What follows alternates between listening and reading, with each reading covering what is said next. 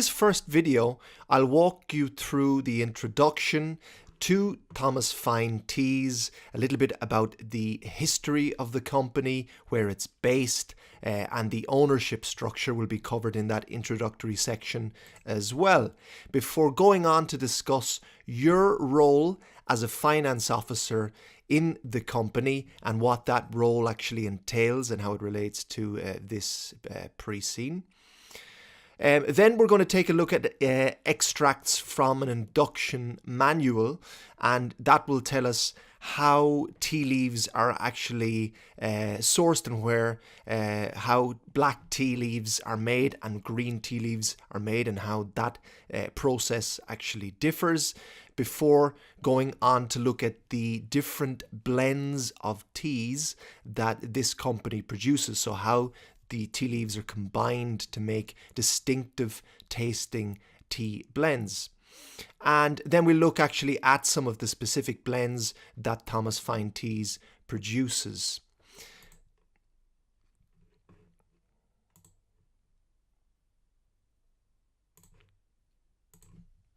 Okay, so in the introduction, we're told that Thomas Fine Teas is based in the fictional country of D-Land, which is in Europe and has a population of 35 million inhabitants.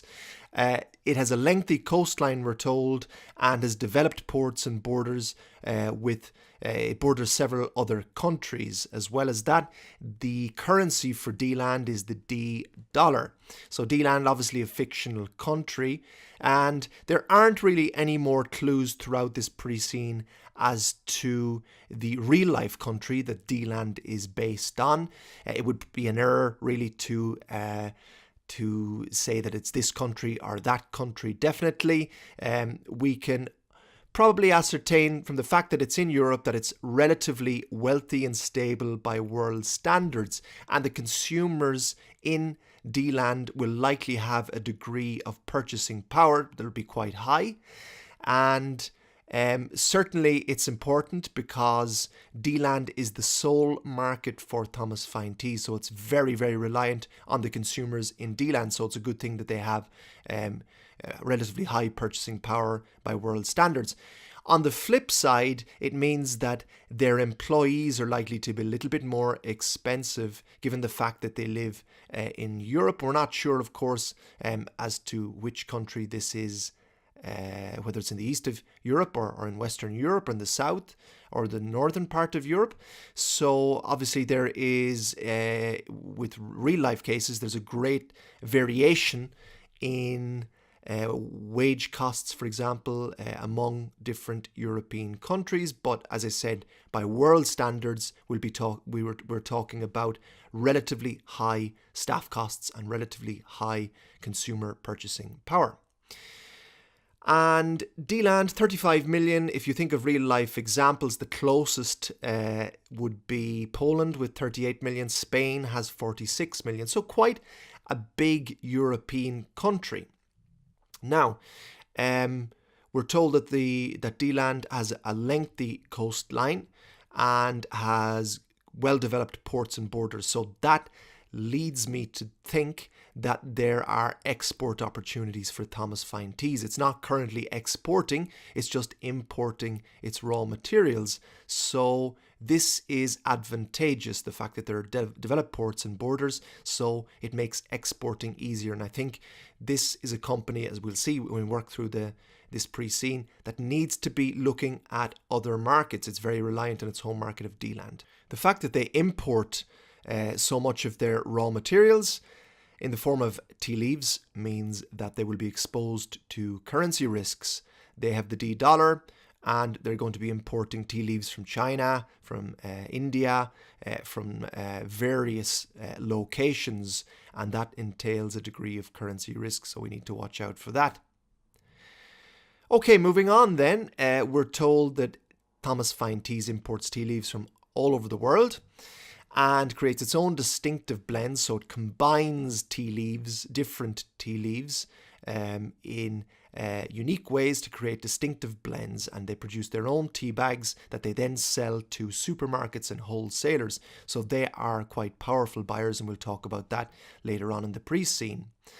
They also produce, on top of black and green teas, herb-based infusions. They're a little bit simpler to produce, and actually they source their materials for those herb-based infusions closer to home, which should lower the cost of producing them.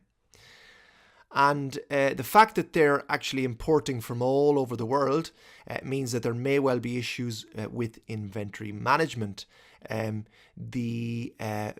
see later on the pre-scene that they ship the tea leaves from these far-flung locations, which means that they take longer to arrive, which means that they may need to order in bulk, and that it'll take a little bit of time to get to Thomas Fine Tea's facilities, and that there might be then a build-up of inventory, but we'll see later on in the pre-scene that it's not a huge problem, but there are hints that it could be in the future a little bit problematic.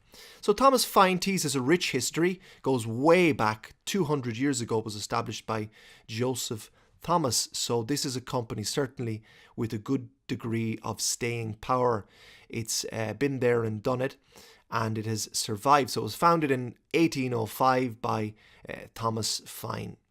Joseph Thomas.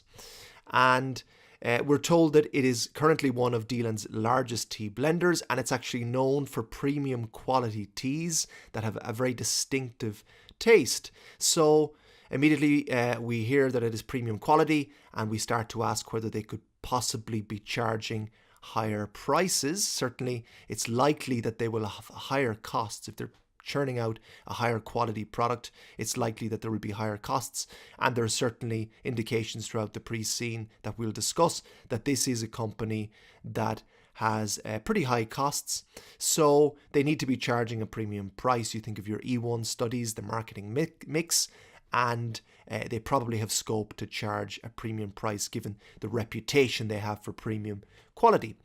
Over the years, we're told that product developments have included the introduction of the tea bag and the development of new black tea blends, and there's been some market development encouraging the popularity of green teas and infusions. They've become increasingly important.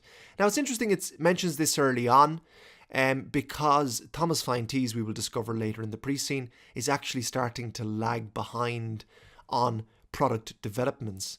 It has been very slow to innovate with its green teas and its herbal infusions, and they are the growth areas in the tea market. So there are signs that this company is a little bit conservative. And they operate from a single site in Hightown, which is a large industrial town in the north of Dealand.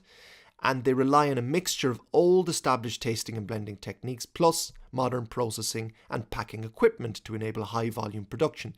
This is a mass market. Tea is the most popular beverage in the world, and the fact then that they're operating with high volume production is likely to lead to the achievement of economies of scales and lower unit costs, enhancing the company's profitability. And indeed, when we look at the financial statements, we'll see that this company seems to have a good handle on cost control.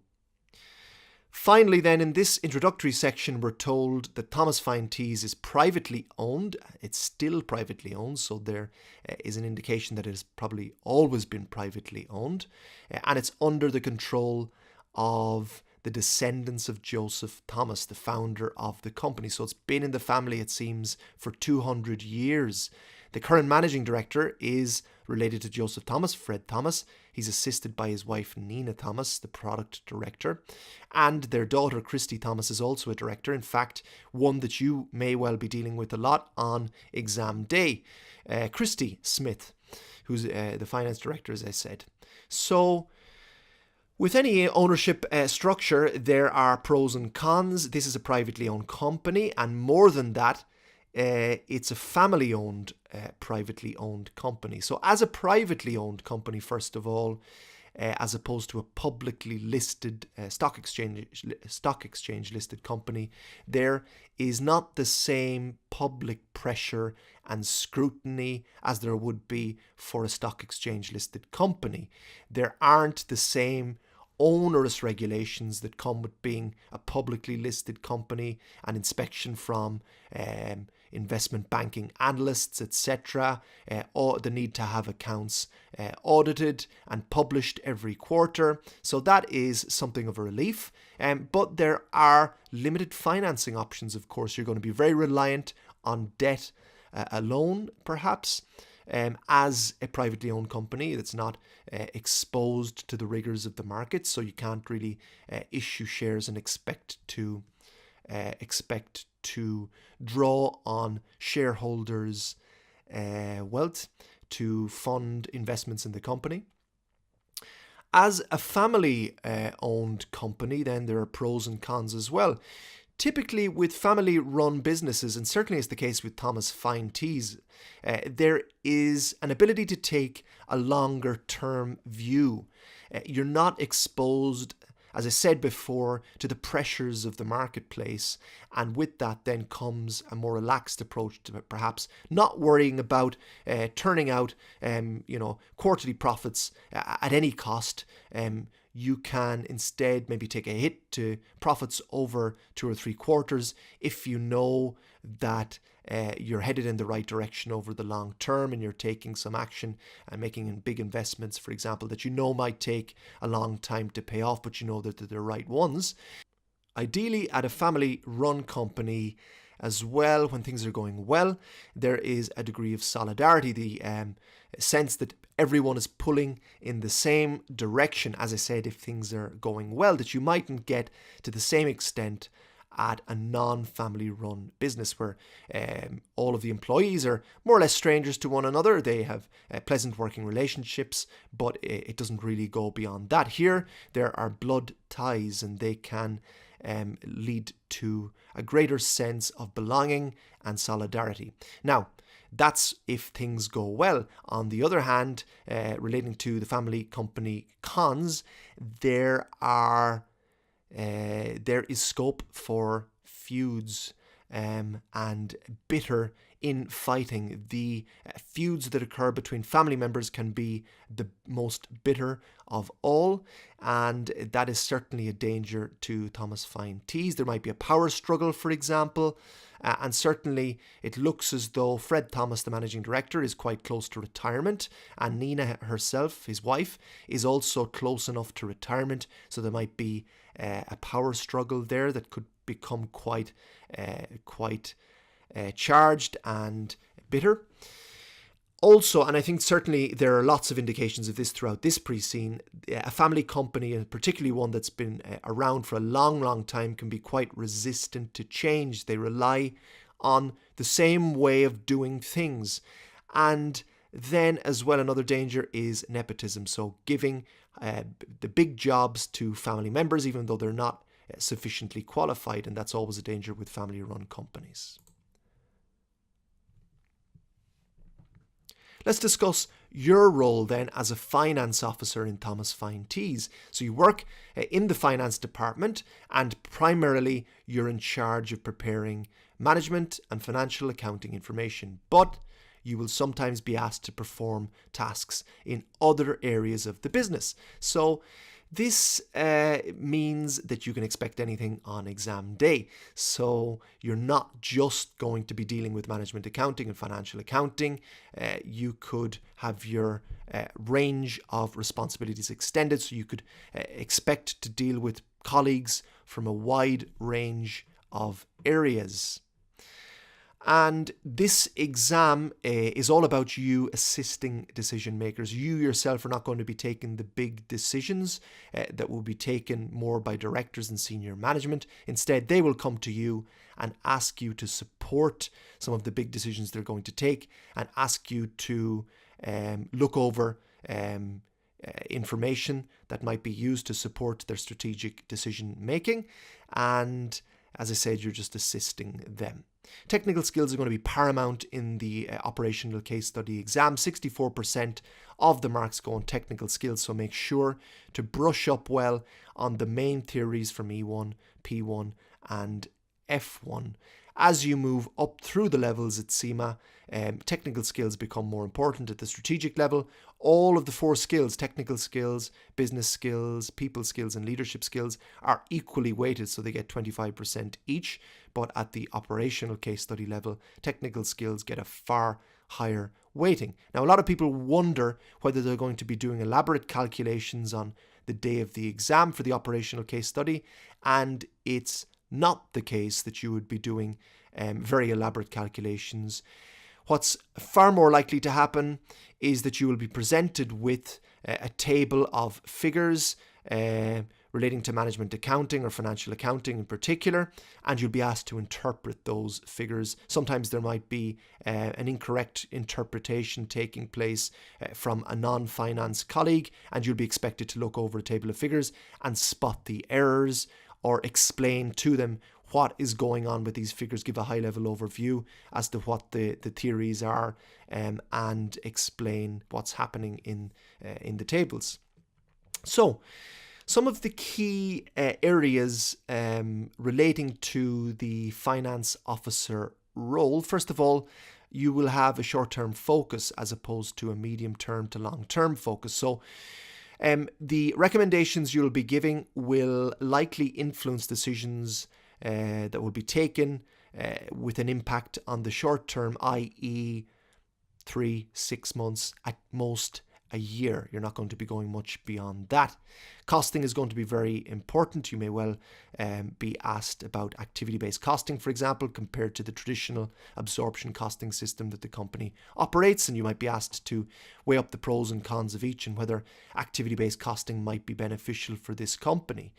Budgeting is important, and there's a section on budgets for 2019 later in the pre-scene. What's very common in the operational case studies exam is that you might be presented with a variance analysis report, and you'll be expected to comment on variances, actuals versus budgeted figures, and explain them. So working capital management is also likely to be an important area, as well as cash management and risk assessments relating to the short term. Remember, short term, 3-6 months, maybe a year at most. Another important point to mention is that in all of the case study exams that CIMA sets, ethics tends to pop up in some form. So revise the CIMA Code of Ethics, review your E1 studies to take a look at that, and any advice you give needs to be ethical. If someone comes to you expressing an interest in a dodgy accounting treatment that would be beneficial in the short term to the results of the company, for example, you need to tell them that you need to adhere to the CIMA Code of Ethics. Mention it specifically, because CIMA markers like to actually see it being used and mentioned. So remember the 5 principles: objectivity, professional competence, confidentiality, professional behavior and integrity. Make sure you're bringing those into any issues that pop up relating to ethical responsibilities. Now we come to an extract from an induction manual from the company, and we're told about what tea actually is and how tea leaves are created. So first of all, we're told that there are 4 main types of tea: green tea, black tea, oolong and white tea. And Thomas Fine is actually only interested currently in making green and black tea. They're not doing anything with oolong and white teas, which are quite niche, that we're told later on. They account for a very small percentage of the total market. And it's important to point out, first of all, that these 4 types of tea actually all come from just one plant, Camellia sinensis. Just this one plant. So the fact that there's one key ingredient lessens the complexity of producing tea. And the way the tea leaves are actually processed is what gives different teas their specific taste, colour and scent. So we'll see how black teas and green tea leaves are actually produced, how they're processed, but they're all coming from that one tea plant, Camellia sinensis. So tea is like wine in that the atmosphere in which it grows is very, very fundamental to the quality of the tea leaf. So tea plants, we're told, they grow best in acidic soil with heavy rainfall.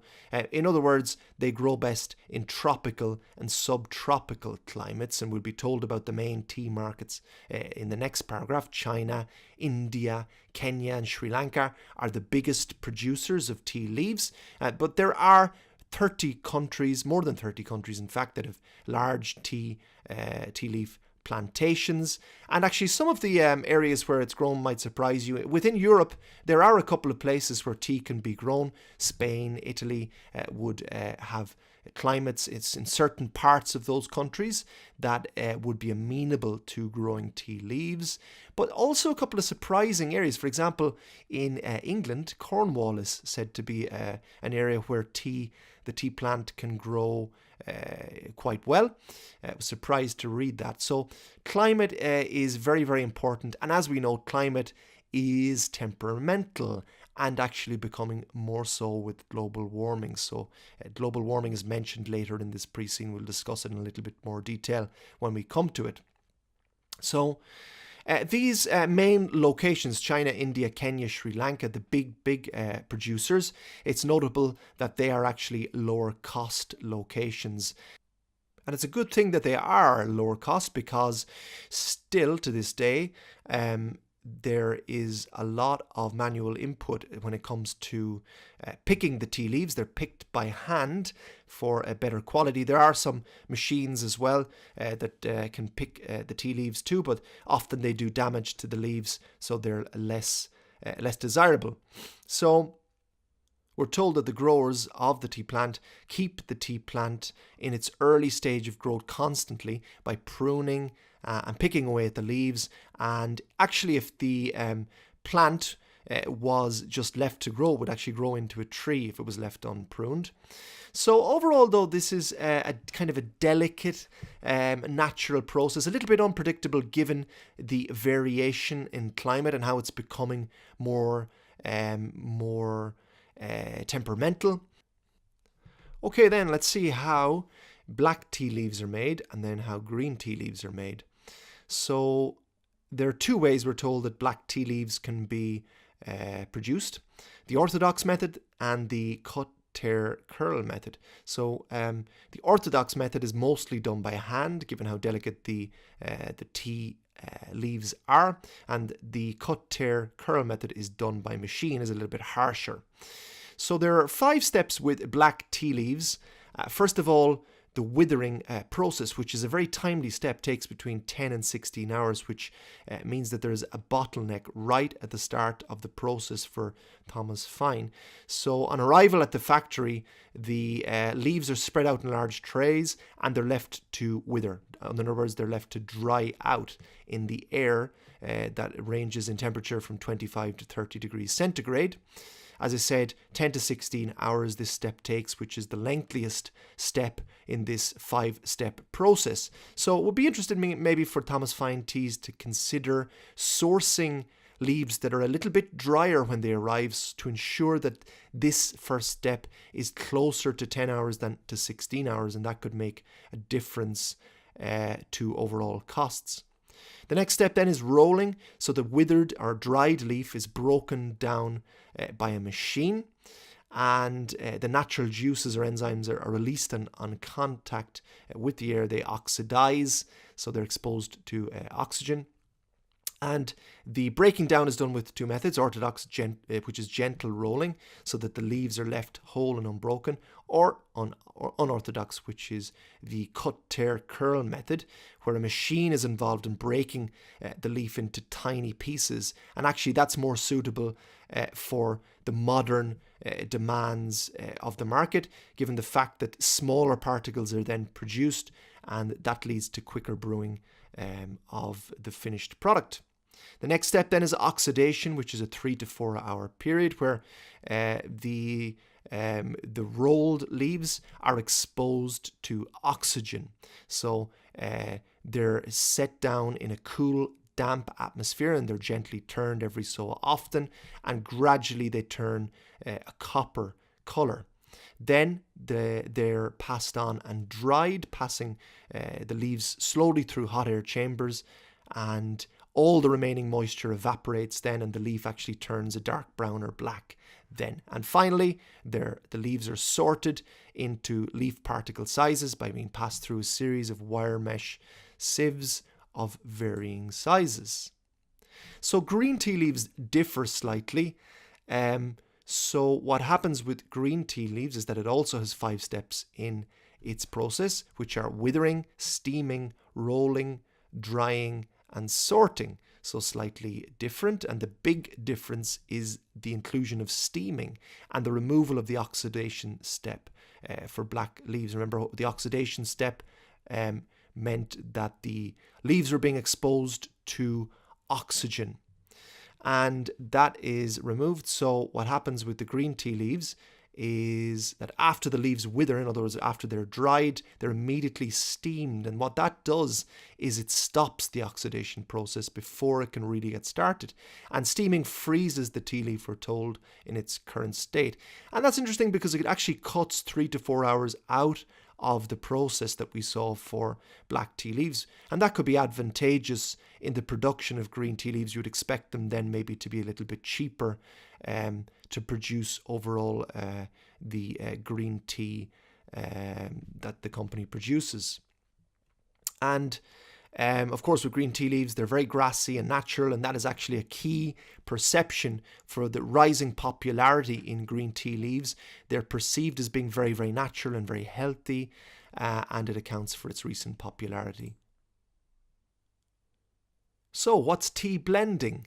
Well, it means that a company like Thomas Fine Teas takes the different tea leaves that it has and puts them together, blends them to produce different flavors of tea. So at Thomas Fine Teas, they have 4 black tea blends and 2 green tea blends, and each blend is comprised of a different mix of tea leaves.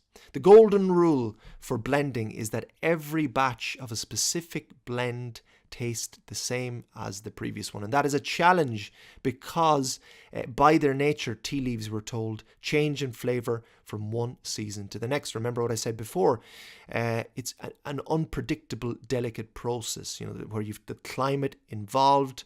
There's a lot of manual interjection there with the leaves actually being picked by hand, and climates varying from country to country, and even within one country, the weather can vary from season to season. So it's all very unpredictable, and this necessitates the employment of highly skilled tea tasters. So these tea tasters are fundamental players in this industry. It takes 5 years of training to become a tea taster, and it's a continuous learning process, we're told. So skilled human input plays a big part in this business. So the company needs to ensure that there is a sufficient supply, first of all, of these tea tasters, and that there is adequate training for them, and that they're paid a wage that means that they're happy at the company, because they can always be poached by a rival company. Of course, there are going to be high wage costs, high training course costs, but they need to safeguard this key human resource, and they need to ensure that their highly skilled workers stay once they train them. If they were to put 5 years of training expense into churning out these highly skilled tea tasters, and they were to just walk out the door once their training concluded, well, that would be no good at all. So they're key players in this industry, as I said.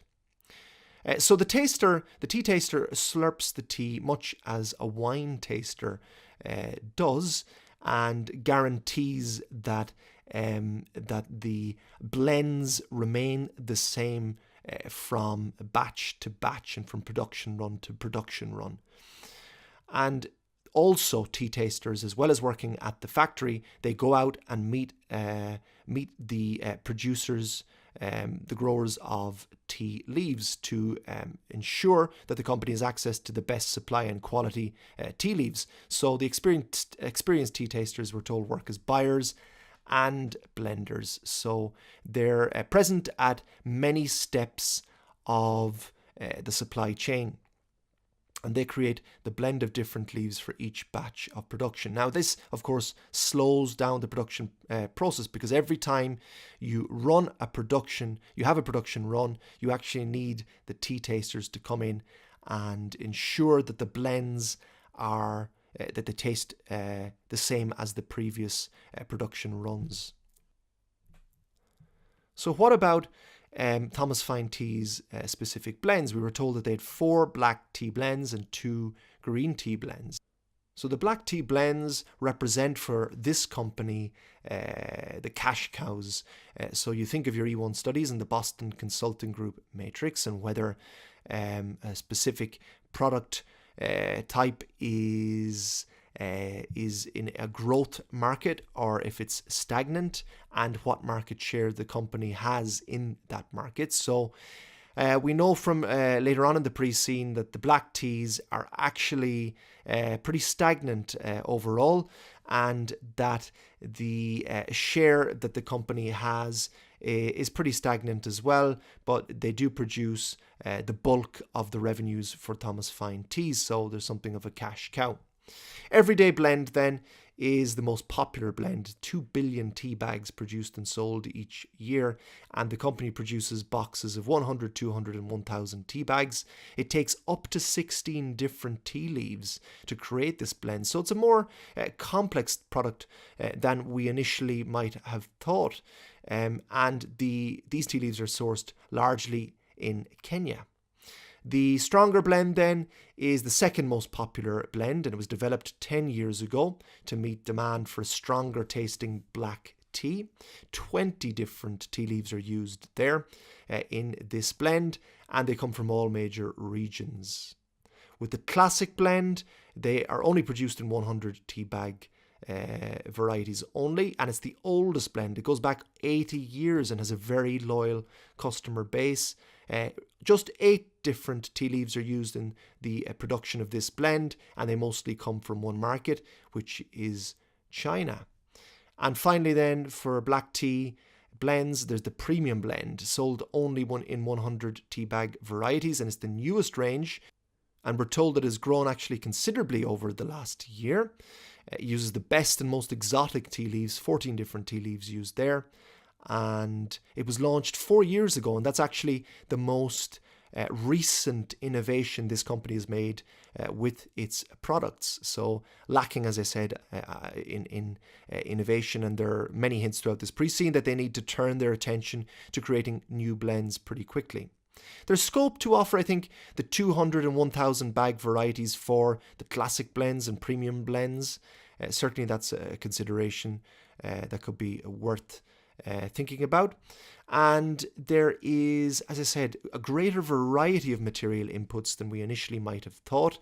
Given the fact that tea, there's just one tea plant, well, there are many different varieties and flavour of tea leaves coming from that one plant. And the variety of material inputs makes it harder to buy in bulk from suppliers. And if you buy in bulk from suppliers, it means you can secure discounts. But the fact that you're going to be sourcing many different types of tea leaves might complicate the sourcing of the key ingredient for lower fees. What about green teas then? This is a growth area, but actually we'll see later on that Thomas Fine Teas is losing market share in this growth area, which is not good news at all. And we see here why, because their healthy blend was developed 25 years ago and the super blend was developed 10 years ago. So there's a lack of innovation there. These green teas are produced in 100 and 1,000 tea bag varieties. So there's scope to offer perhaps the 200 tea bag variety too. And you'll see that there are fewer tea leaves actually being used in these blends. 10 tea leaves combined for the healthy blend and 14 tea leaves combined for the super blend. The super blend has become very popular. We're told in recent times, given the fact that there are a higher number of antioxidants present in this tea, so people are drinking green teas and infusions now because of their supposed health benefits. And the fact that there are fewer leaves needed for these blends means that the production process should be less timely than it is for black teas, and a little bit less costly as well. And we're told in the last part of this section that the company also produces infusions, which has actually got nothing to do with the tea plant. They're simply dried fruits, herbs, and other leaves infused in hot water. And they source their inputs for these infusions largely in their home market of D-land, which means it's likely that they're cutting down on transport costs and have closer ties to the suppliers of these inputs, and that will save them on costs and likely ensure that there's a higher quality of material being sourced for the infusions. So this range was launched 15 years ago, so a very long time ago as well. Again, innovation is needed in this growth area, just like for green teas as well. Having said that, there is a loyal customer base, and the infusions are sold in boxes of 25 bags. So again, I would raise the point about maybe offering 100 and 200 bag varieties. So having looked at the main products and blends of teas and infusions, I would say certainly there are signs that Thomas Fine Teas needs to innovate and come up with some new blends, particularly for green teas and for infusions, which are growth areas. There are hints at a conservative culture. It seems that they've done things the same way for a very long time, and maybe the company needs a little bit of shaking up. I would say it is highly likely on exam day that you're going to be asked to explore growth options in the form of either new markets to export to and or new product lines, new tea blends, and maybe even new product categories entirely. So I would definitely be preparing for those two issues to come up on exam day.